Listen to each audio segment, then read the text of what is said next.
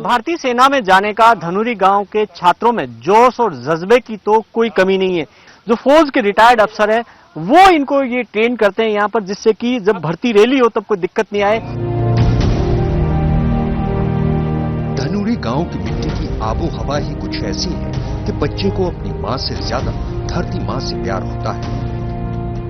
अपने देश की सरजमीं से प्यार का यही जज्बा साल 1963 में शहीद मेजर महमूद हसन खान को भारतीय सेना की ओर खींच कर ले गया था।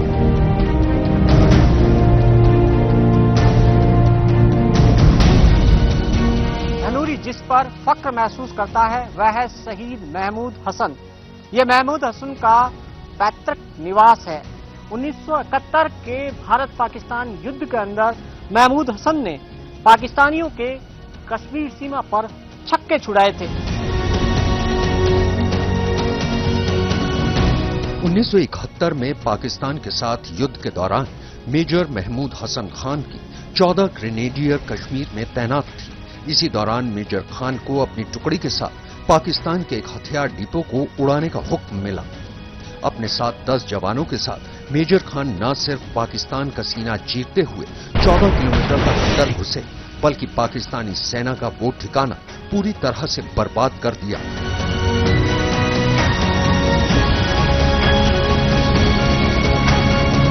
रेड मार के आए, उनकी जितनी भी आर्टिलरी की गने थी उनको बर्बाद किया, साथ ही अम्युनिशन डिपो को बर्बाद करके एक जवान उनका उस टाइम जख्मी हुआ था, उसको भी अपने जवानों की मदद से कंधे पर लेकर के वापस सही सलामत अपने पोस्ट पर आए। एक पाकिस्तानी टैंक पड़ा हुआ था, वो उन्होंने सीओ को मैसेज दिया कि साहब एक पाकिस्तानी टैंक पड़ा। सीओ वहां फील्ड में पहुंचा, टैंक को देखा, उनको देखा, उसने कहा कि मैं महमूद तुम्हें इसमें वीर चक्र के लिए रिकमेंड करूंगा। 1971 के युद्ध में 14 दिसंबर को मेजर खान को पाकिस्तान की एक पोस्ट उड़ाने का लक्ष्य मिला। शहीद मेजर खान ने अपनी टुकड़ी का आगे से नेतृत्व किया और देखते ही देखते दुश्मन की आग उगलती एक LMG की बैरल हाथ से पकड़कर उखाड़ दी।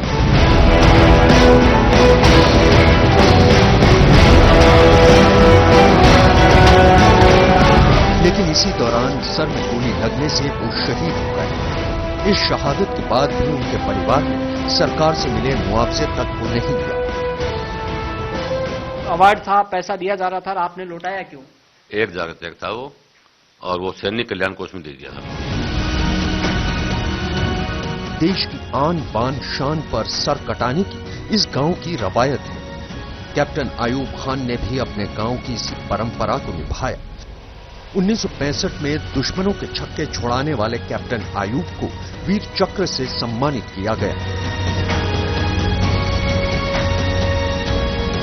जिन अमेरिकी पैटर्न टैंकों पर गुमान था और जिनके बलबूते पर कश्मीर छीनने का सपना देखा था, उन्हीं पैटर्न टैंकों को हवा में उड़ा दिया था भारतीय सेना के जांबाज आयूब खान ने। कैप्टन आयूब खान भारत मां के वो सपूत थे जिन्होंने 1965 के युद्ध में अमेरिका में बने पाकिस्तान के सबसे बेहतरीन पैटर्न टैंकों को तिनकों की तरह एक के बाद एक उड़ाया था।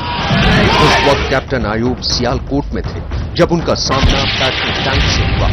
कैप्टन आयूब ने कुल 4 पाकिस्तानी टैंकों को उड़ाया था, जबकि एक पैटर्न टैंक को अपने टैंक के साथ बांधकर भारत ले आए थे। तो भागते हुए टैंक को एक कोर उन्होंने उड़ा दिया। ऐसे करके 4 टैंक उन्होंने उड़ाया। एक टैंक को फिर जाकर के अपना टोचन करके जिंदा टैंक लेके आए। भारतीय सेना के बहादुरी से तत्कालीन प्रधानमंत्री लाल बहादुर शास्त्री ने प्रभावित हुए कि उन्होंने कैप्टन आयूब खान को इंडियन आयूब कहकर सीने से लगा लिया था। एरिया जो जनरल था उसने वो अनाउंस कर दिया था कि ये बहादुर ने बहुत काम किया। युद्ध के हालात हों या फिर शांति काल में आतंकवाद से मुकाबला, धनुरी गांव की मां, बेटी और बीवियों ने हमेशा ही कुर्बानी दी, लेकिन इस गांव ने कभी उन कुर्बानियों का सिला नहीं मांगा। शहादत के मायने क्या होते हैं, ये शहीद की पत्नी से ज्यादा कौन जान सकता है। ये हैं शहीद मोहम्मद रमजान खान की पत्नी अल हिंद बानो, जिन्होंने 1997 में कश्मीर में ऑपरेशन रक्षक के दौरान शहादत पाई थी। पति की शहादत के बाद परिवार की पूरी जिम्मेदारी उनके कंधों पर आ गई, लेकिन अल हिंद बानो ने उफ तक नहीं किया, क्योंकि वो जानती हैं कि ये शहादत उनके परिवार की परंपरा है।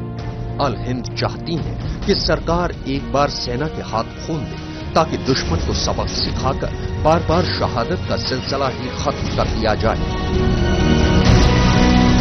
सरकार को फैसला करना चाहिए, और क्या फैसला हो कि रोजाना की जंग के बजाय एक बार हो जाए। मैं या तो दुश्मन के दिल पर तिरंगा फहरा कर लौटूंगा, नहीं तो इसी तिरंगे में लिपट कर आऊंगा।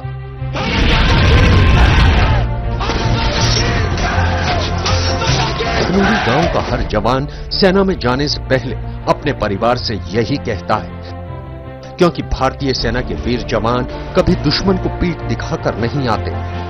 दुश्मन के दिल को चीरकर तिरंगा फहराने की परंपरा को निभाते हुए अब तक इस देश के 17 जवान तिरंगे में लिपटकर अपने गांव लौटे हैं, और ये परंपरा अभी भी जारी है, क्योंकि इस गांव के वीरों के लिए घर, परिवार, कस्बा और शहर से ऊपर देश और धरती मां का सम्मान है।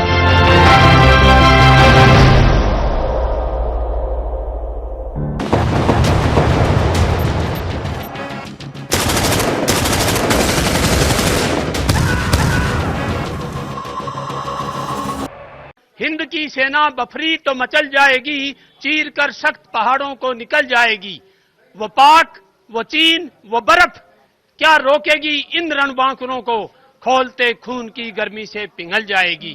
कहने को तो धनूरी कायम खानी मुस्लिम बाहुल गांव है, लेकिन यहाँ के लोगों की रगों में जो खून बहता है वो ना तो हिंदू का है और ना ही मुस्लिम का। इनकी रगों में देशभक्ति का खून बहता है। आजकल जो लोग एक दूसरे को राष्ट्रभक्ति का सर्टिफिकेट बांटते फिरते हैं, उन्हें एक बार इस गांव में आकर झांकना चाहिए, ताकि उन्हें भी पता चले कि देशभक्ति की असली परिभाषा क्या होती है, क्योंकि शायद देश में यही एक ऐसा गांव है जहां किसी परिवार की 5 पीढ़ियां सेना में जाकर देश सेवा में लगी हुई हैं। धनूरी गांव में सरहद पर लड़ना परंपरा रही है, और ये इसकी शुरुआत कोई अभी नई नहीं हुई है। पहले विश्व युद्ध से यहाँ से जवान बड़ी तादाद में गए, शहादत भी हुई है। मोहम्मद इकबाल भारतीय सेना के वो जांबाज सैनिक हैं जिन्होंने 1999 में करगिल युद्ध के दौरान दुश्मनों के दांत खट्टे कर दिए थे।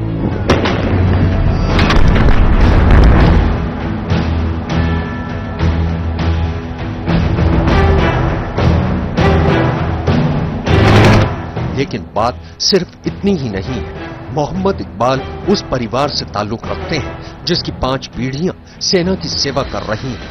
मोहम्मद इकबाल के परदादा प्रथम विश्व युद्ध में शहीद हुए थे। दादा भूरे खां सेना में थे, जबकि पिता मोहम्मद खादिम हुसैन ने 1971 का युद्ध लड़ा था, जबकि खुद करगिल युद्ध में पाकिस्तान के छक्के छोड़ाए थे। इसके अलावा अब मोहम्मद इकबाल के बेटे मोहम्मद अनीस भी सेना में है। मैंने 99 की लड़ाई कारगिल की लड़ी। हमारा परिवार हमेशा से फौज के अंदर शहादत देता हुआ फौज में रहा है। धनूरी गांव आकर अगर करगिल युद्ध की बात हो और जिक्र जांबाज सैनिक हवलदार इकराज नबी की ना हो, तो इस गांव की और यहाँ के सैनिकों की कहानी कभी पूरी नहीं होगी। 1999 में करगिल युद्ध के दौरान जब टाइगर हिल्स पर कब्जे के लिए पाकिस्तान के साथ अंतिम लड़ाई लड़ी जा रही थी, तो उन वीर जवानों में जांबाज हवलदार इकराज नबी भी शामिल थे। इस युद्ध में इकराज नबी को 8 गोलियां लगी थी। इकराज नबी को आज भी वो मंजर याद है, लेकिन उन्हें इस बात की नाराजगी है कि पाकिस्तानी सैनिक अब इतने निचले स्तर पर गिर गए हैं कि वो हमारे सैनिकों के शवों का अपमान कर रहे हैं, जबकि उन्होंने खुद करगिल युद्ध में मारे गए पाकिस्तानी सैनिकों के जनाजे की नमाज पढ़ी थी।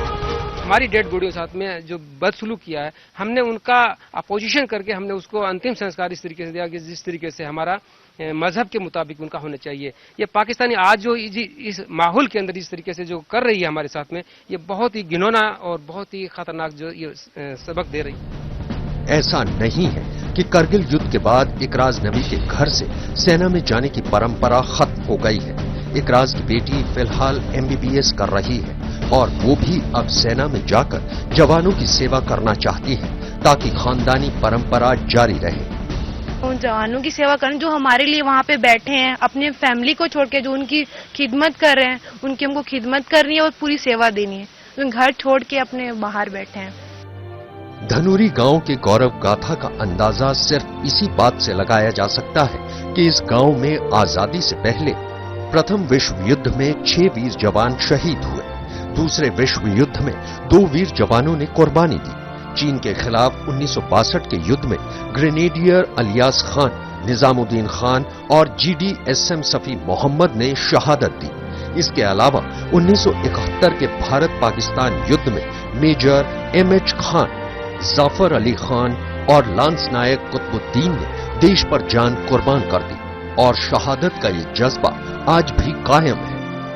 पाकिस्तान ने जो अभी किया हमारे सैनिकों के साथ, अभी क्या फिलहाल वो करते ही आ रहा है। हम तो ये सोचते हैं अगर इंडियन आर्मी देश हमें परमिशन दे तो हम खुद वहां लड़ाई में जाने के लिए तैयार हैं। आज धनूरी गांव के कायम खानी मुसलमानों की देशभक्ति की परंपरा न सिर्फ अनूठी बल्कि बेहद पुरानी है और शहादत की इस परंपरा को निभा रही हैं इस गांव की सबसे वरिष्ठ महिला सायरा बानो। 96 साल की सायरा बानो के पति ने पहले विश्व युद्ध में शहादत दी थी और उनके पति की ये कुर्बानी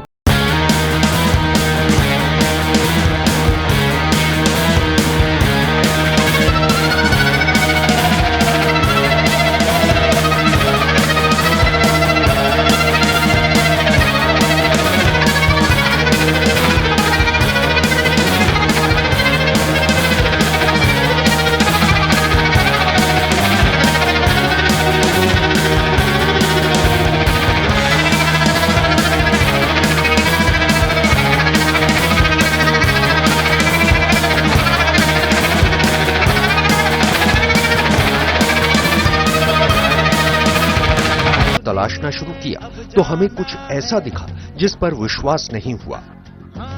दरअसल धनूरी गांव के हर बच्चे का अंतिम लक्ष्य होता है भारतीय सेना। आसपास सेना और राष्ट्रभक्ति का माहौल है और यही कारण है कि स्कूल में ककहरा पढ़ने के साथ साथ उनकी आंखों में सेना में जाने का सपना पलने लगता है। हम फौज में होना चाहते हैं। तैयारी कर रहे हैं फौज के लिए? हाँ। क्या कर रहे हैं? प्रैक्टिस करते हैं? हाँ, 3 किलोमीटर दूर दौड़ के आते हैं लातूर तक। आप भी फौज में जाना चाहेंगे? क्यों? देश की रक्षा के लिए। असल में धनूरी गांव फौज की नर्सरी है और इस नर्सरी को फौज के लिए यहाँ के पूर्व सैनिक जवान तैयार करते हैं। गांव के पूर्व सैनिक बिना किसी फीस के रोजाना यहाँ पर युवाओं को ट्रेनिंग देते हैं। फ्री ट्रेनिंग मिलती है और लड़के लगातार ट्रेनिंग करके और सेना में जाते हैं। भारत और पाकिस्तान के बीच बढ़ते तनाव के बीच देश में हिंदू मुस्लिम और राष्ट्रभक्ति का सर्टिफिकेट बांटने वालों को भी धनूरी गांव के युवा देश हित में एक बड़ा संदेश दे रहे हैं। झुंझुनू के धनूरी गांव के शहीद और यहाँ के वीर जवानों की अमर गाथा हमेशा ही देश के युवाओं को कुर्बानी का संदेश देती है, साथ ही याद दिलाती है कि देश में एक ऐसा गांव भी है जो हर युद्ध में और हर मुश्किल हालात में देश की विजय गाथा का नया इतिहास लिखने के लिए हमेशा तैयार है।